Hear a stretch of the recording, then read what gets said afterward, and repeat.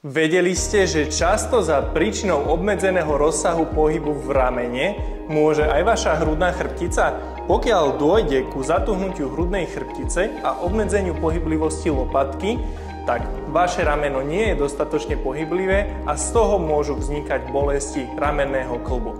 Na uvoľnenie hrudnej chrbtice si vyskúšajte tieto dva cviky. Na prvý cvik budete potrebovať válec, ktorý si umiestnite pod lopatky. Ruky si dáte za hlavu, pokiaľ vás rozsah pohybu v ramene nepustí, tak lakte držte u seba a budete vykonávať záklony s výdychom dozadu. Hore nádych, s výdychom záklon. Takto vykonajte 5 opakovaní, začínate na spodnej časti lopatiek a postupne idete vyššie a vyššie. Druhý cvik slúži na uvoľnenie hrudnej chrbtice do rotácie. Medzi koleno a stenu si znovu dajte válec, ruku položte na stenu, druhá ruka ide na dlaň a vykonávajte nádych a s výdychom do rotácie. Nádych a s výdychom do rotácie.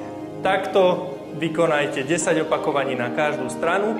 Pokiaľ sa pri cvičení nedotknete steny, že vaša mobilita hrudnej chrbtice je obmedzená, je to v poriadku. Postupným cvičením sa vaša mobilita hrudnej chrbtice zlepší. Pre viac takýchto tipov sleduj tento rozhyb, to profil.